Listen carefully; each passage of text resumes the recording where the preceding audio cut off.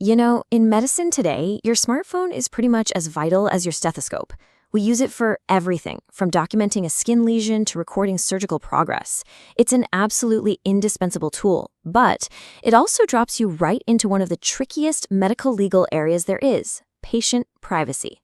So let's break down how you can navigate it safely.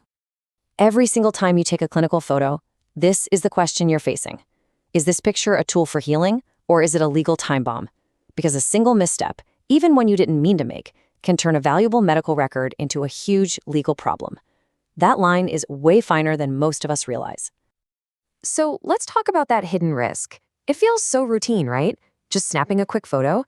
But in the eyes of the law, every clinical photo you take is a high-risk activity. And if it's misused, it can seriously unravel a career. And the fallout? Wow, it can come from so many different directions. We're not just talking about one type of complaint. Misusing an image can trigger disciplinary action from the National Medical Commission, it can lead to hefty compensation claims under the Consumer Protection Act, and of course, create major data privacy breaches. But beyond all the legal and financial trouble, the damage to your reputation and the loss of patient trust, that can be completely irreversible. Okay, so how do you use this essential tool without landing in hot water? It all comes down to one core framework. You have to understand and correctly apply the 3 distinct levels of consent. Get this right, and you're building a legal shield around yourself. The easiest way to think about it is like a pyramid. At the base, the foundation, you have level 1, which is clinical consent for the patient's own treatment. Go up a level, and you've got teaching and academic consent, which requires more specific permission.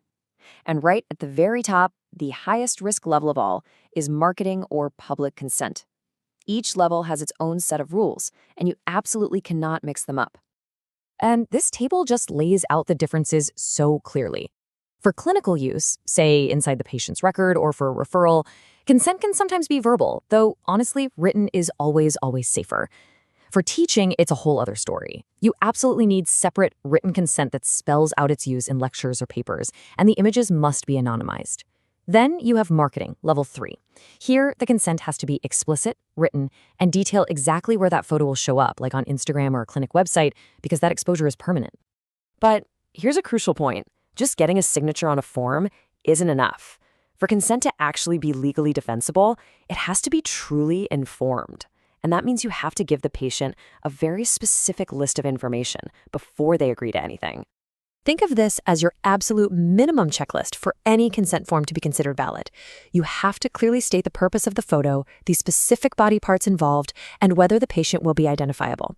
You also have to explain how the images will be stored, who gets to see them, and this is critical, you have to inform them of their right to withdraw consent for future use. If you miss even one of these points, your consent could be invalid.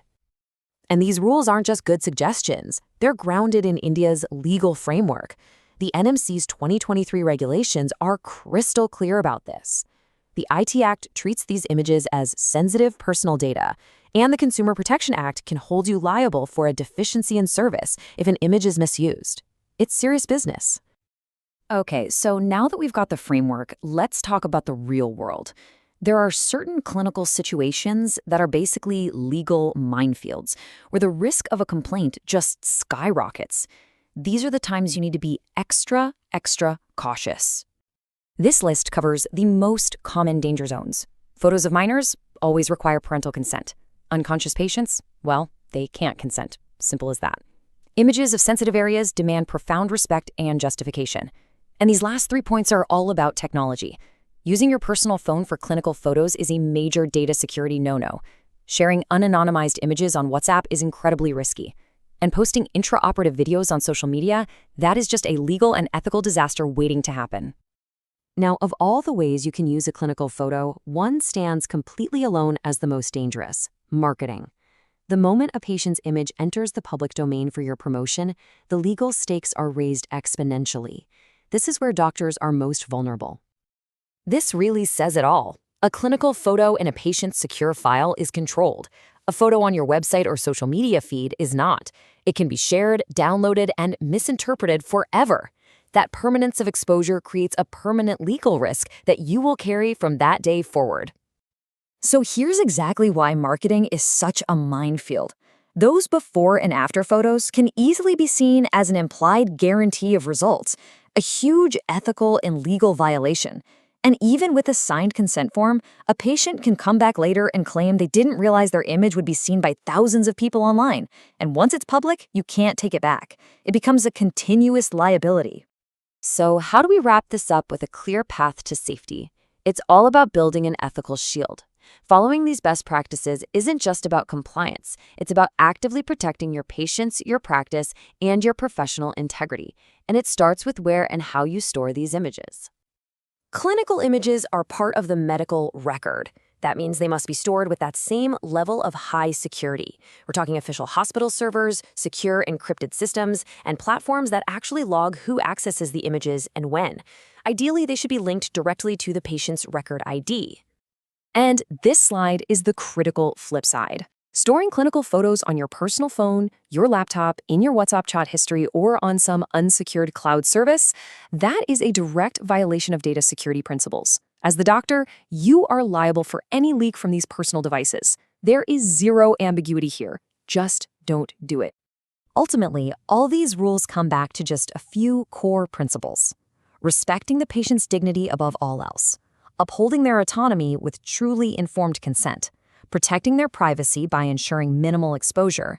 And guaranteeing security by handling their data with the strictest care. If you let these principles guide every decision, you'll be on safe ground. So, the crucial takeaway is this. Your camera is a powerful clinical instrument, but it comes with profound responsibilities. By mastering the rules of consent, storage, and ethics, you're doing so much more than just avoiding legal trouble. You are upholding the trust that is the absolute foundation of medicine. Good image practices protect your patients, and in doing so, they protect you and your entire profession.